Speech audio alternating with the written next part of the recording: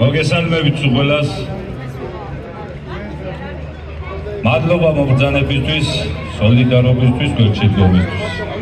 დღეს უკვე მე-16 დღეა, როდესაც სოციალურ-ეკონომიკურ საკითხებზე მიდის ჭიათურაში პროტესტი. კიდევ ერთხელ ჭიათურლებმა აიმაღლეს ხმა, კიდევ ერთხელ დავიწყეთ ამაზე ბრძოლა და კიდევ ერთხელ ვბრძოლობთ ამაზე.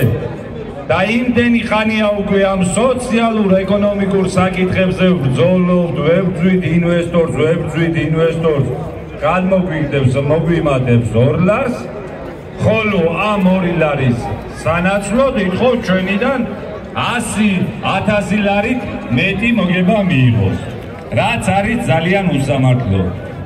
უნამუსობა არის. სხვას რო ყველაფერს თავი დავანებთ. ამ ხალხის ერთობამ, ამ ხმის ამოღებამ უნდა მიიტანოს ეს ნათქვამი ხელისუფლებასთან და დავანახოთ ის, რომ საინვესტიციო პოლიტიკა ღუპავს საქართველოს. ამიტომ პირველ რიგში უნდა ჩვენთან ერთად დაიწყონ ბრძოლა, რათა ყველა ბუნებრივი რესურსი, რაც კი გააჩნია საქართველოს, უნდა იყოს სახელმწიფო საკუთრება, ხალხის საკუთრება, უნდა იყოს ნაციონალიზაცია, ყველაფერი უნდა იყოს ადამიანების საკუთრება და არა ერთი ვიღაც ვაჭარი ინვესტორის, რომელიც ჩვენი როგორც ჯანმრთელობის ფასად, ისევე სიცოცხლით ვაჭრობს და ამით ძალიან დიდ მოგებას იდებს ჯიბეში.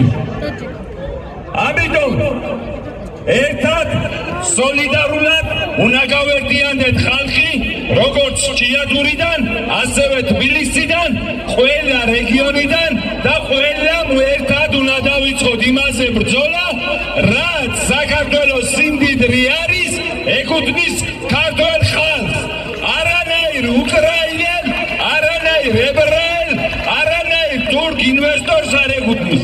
ეს ეკუთვნის ხალხს, უნდა გქონდეს ხალხს. მეორე საკითხი, რაც შეეხება ჩვენი მოთხოვნა არის, რომ შეიქმნას ფონდი, ამაში უნდა დაგვეხმაროს სახელმწიფო. ჩვენ დღეს დავინახეთ ძალიან ბევრი ახალგაზრდა აქ.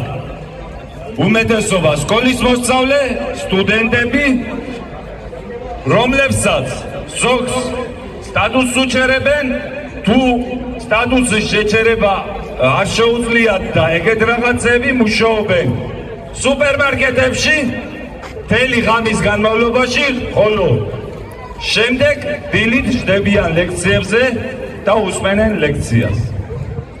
რაც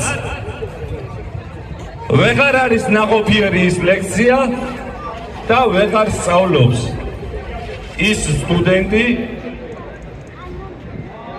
ამიტომ ჩვენ ჭიათურლებმა გადავწყვიტეთ ჭიათურაში, რომ შევქმნათ ფონდი, რომელიც დაეხმარება ამ სტუდენტებს ჩვენი ჭიათურიდან დაწნებული, დაუფინანსოს საცხოვრებელი ბინა, დაუფინანსოს სასწავლებლის გადასახადი და ამაში ვერავინ ვერ დამარწმუნებს, რომ განათლებაში ჩადებული ინვესტიცია წამგებიანია.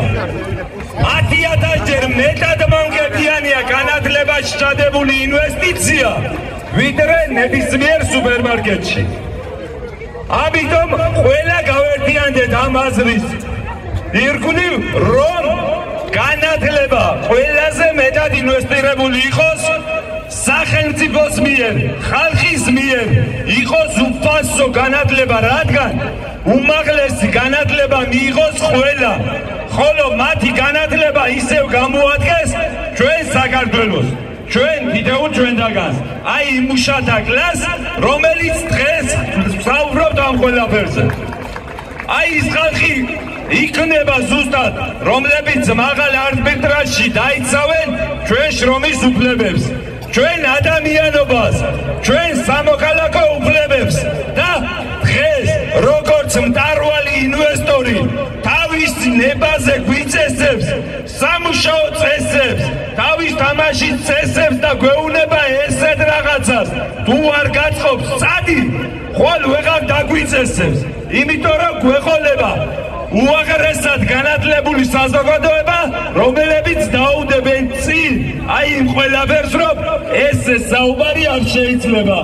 ხოლო იმათი ხმა იქნება ზუსტად ის, რომ ხალხი კი არ უნდა წავიდეს სამსახურიდან, თქვენ უნდა წახვიდეთ საქართველოდან, ხოლო აი ეს ყველაფერი უნდა დარჩეს ქართველ ხალხს, იმიტომ რომ ეკუთვნის ქართველ ხალხს.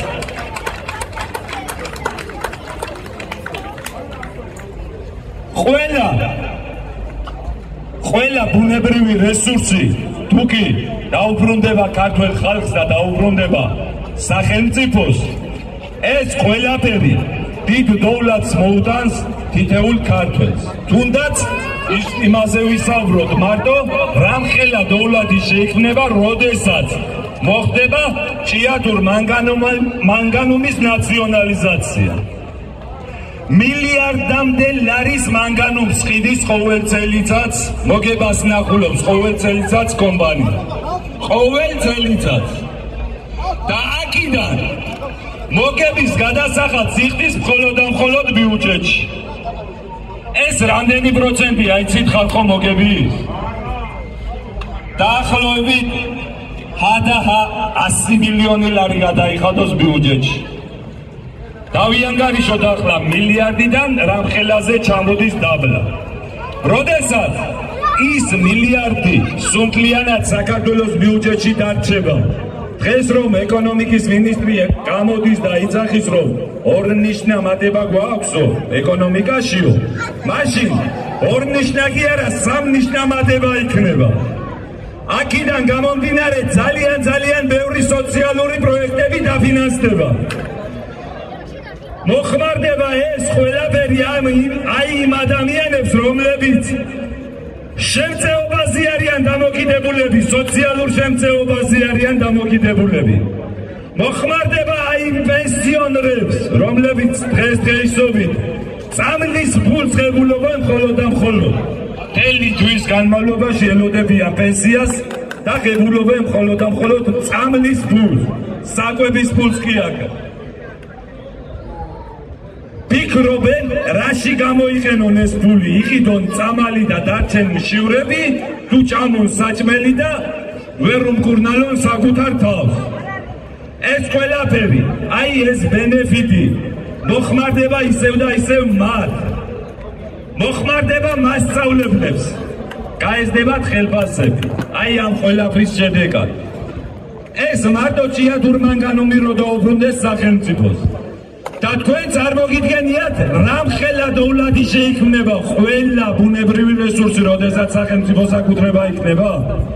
მოგების გადასახადი კი არა, მოგება რო შევა მთლიანი ბიუჯეტში. ძალიან დიდი დოვლათი იქნება. თითოეულ ქართველ ადამიანს გაუხარებს გულს. ამიტომ დღეს შეიძლება ჭიათურად ჩადგეს ამ ბრძოლის ავანგარდში, რასაც ქვია სოციალურ-ეკონომიკური პროტესტი. მაგრამ მარტო ჭიათურას არ მოიცავს ეს. ყოველთვის ყველას ჯანსაღი აზრის მქონე ადამიანს, რომელსაც კი პროტესტი გამოუთქვია, უდგივართ გვერდში და უფრო მეტად დაუდგებით კიდევ გვერდში. ამიტომ ყველამ ერთად დავიმაღლოთ ხმა და დავიწყოთ და დავირაზმოთ იმ ბრძოლაში, რასაც ქვია საქართველოს გადარჩენა, რასაც ქვია ნაციონალიზაცია. მადლობა ყურადღებისთვის.